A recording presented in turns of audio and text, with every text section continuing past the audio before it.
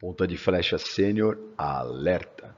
Então, quem esteve conosco no dia 23/4, ontem, domingo, pôde perceber que parte da programação não pôde ser explorada pelos chefes em virtude do tempo.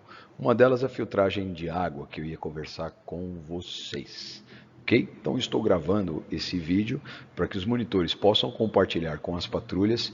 E apesar de nós, na visita técnica de ontem mesmo, na parte da tarde, constatarmos que a água tem boa qualidade, isso quem atestou foi o próprio caseiro do local, sempre é prudente a gente fazer um segundo tratamento da água ou, no mínimo, conhecer as técnicas de purificação da água. Então, eu recomendo a todos que, apesar de nós já termos uma informação positiva em relação à qualidade da água, recomendo a todas as patrulhas que usem parte dessa técnica que eu vou explorar nesse vídeo com vocês, se as patrulhas assim acharem conveniente. Estarei lá para orientá-los e para tirar dúvida para qualquer coisa. Então, eu sou o chefe César Lisboa, do Grupo Escoteiro Tibiriçá. Purificação de purificação de água é o tema desse vídeo. Existem métodos físicos, existem métodos químicos de purificação. O método físico mais clássico é a filtração. A filtração pode ser improvisada de forma natural, de forma bem caseira, como vocês estão vendo aí no slide. A técnica que eu ia demonstrar, ela é muito eficaz quando a gente tem água com barro, água com terra. Ela é uma técnica que vai limpar a cor da água, vai segurar substâncias em suspensão, partículas dispersas na coluna d'água, porém, essa é uma técnica ineficaz para a eliminação de micro-organismos. Corta-se uma garrafa PET, o fundo dela vira um recipiente e a parte conectada à ponta é voltada de cabeça para baixo e os materiais colocados em camada com essa disposição que você está vendo aí. Perto do bico, o algodão, que vai servir só de substrato de apoio para que esse material não desça. Sobre o carvão, sobre o algodão, carvão, de preferência o carvão ativado, que ele é muito mais poroso.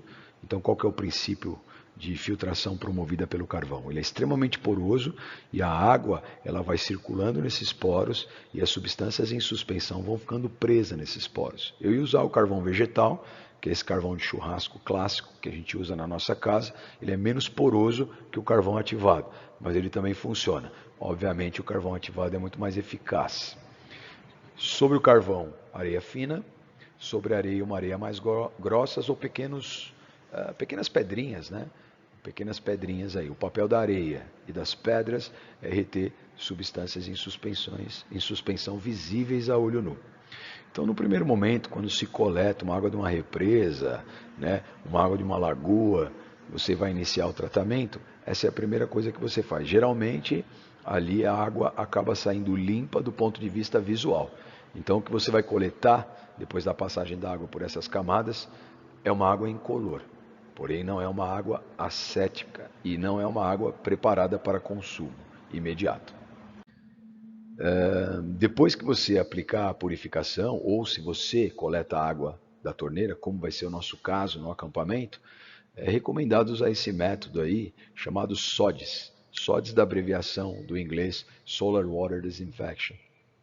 E a questão desse método é um método orientado, inclusive pelo governo de inúmeros países, porque é um método adequado, barato e interessante para regiões de pouco saneamento e para comunidades de mais baixa renda, comunidades carentes. É um método muito eficaz que vai apostar na qualidade do nosso próprio Sol. Então, o Sol emite alguns tipos de onda eletromagnética. As principais são a radiação ultravioleta UVA, a luz propriamente dita e o infravermelho.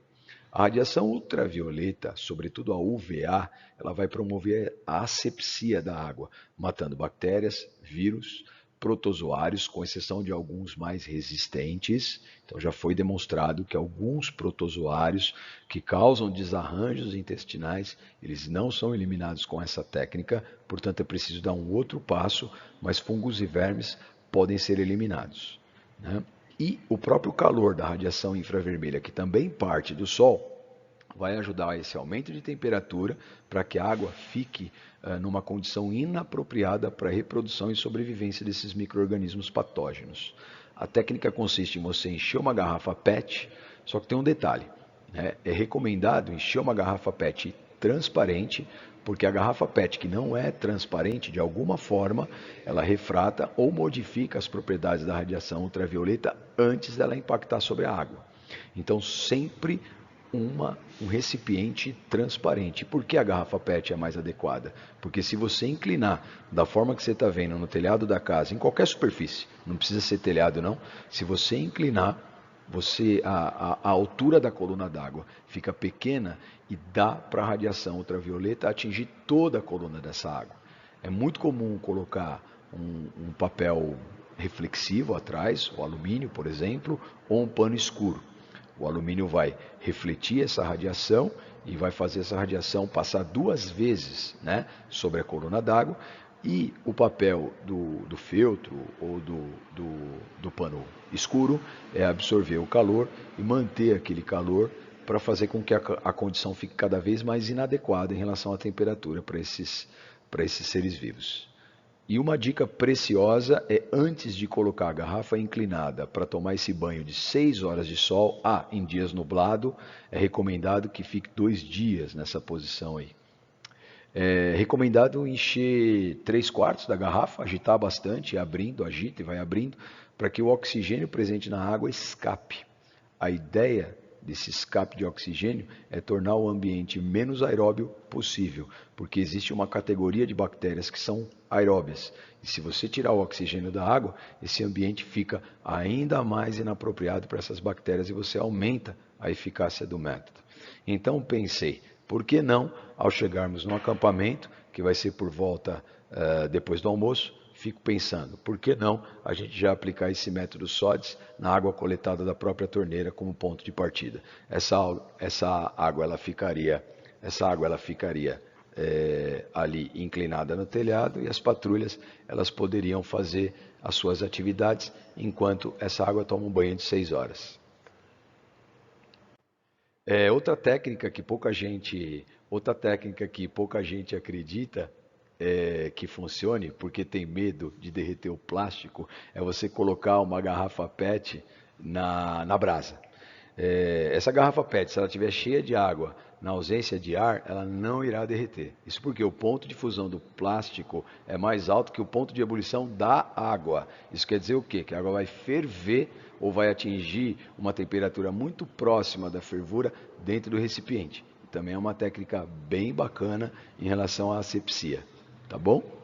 E a técnica mais clássica que todos utilizam e ela é adequada para reforçar o SODES, que a gente acabou de ver, é a fervura clássica, porque a fervura vai promover um aumento de temperatura tão grande, né? E se essa fervura ela ficar em processo de ebulição, pelo menos por 10 minutos, vai ser extremamente eficaz para eliminar, assim como a garrafa PET na brasa, para eliminar aqueles protozoários mais resistentes. Protozoários, aí, para quem não lembra, uma categoria de ser vivo unicelular, ele pode ser autótrofo, ou seja, produz o seu próprio alimento, como algumas algas unicelulares, ou pode ser heterótrofo, como um bem famoso aí, né, a ameba, mas existem também protozoários heterótrofos flagelados e ciliados, enfim, só dando aí fazendo um parênteses aí de bio aí, para vocês, tropa sênior, que certamente já tiveram contato com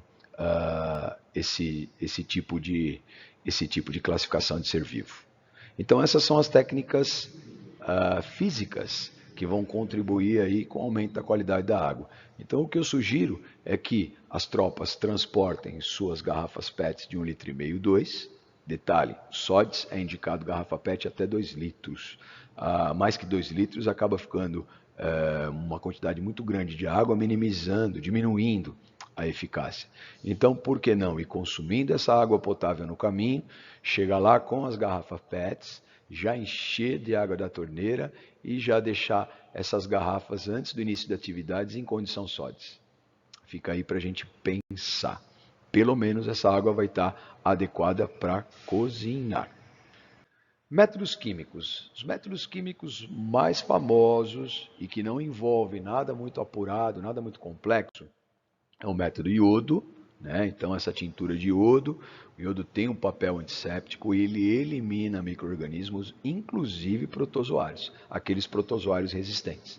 O iodo, ele vai promover essa condição acética na água, de 2 a 5 gotas por litro, a depender da qualidade da água, esperar 20 minutos e você pode consumir diretamente. Porém, o iodo tem um sabor amargo. Então, o que muita gente faz é, depois de tratar a água com iodo, submeter a passagem do iodo no carvão.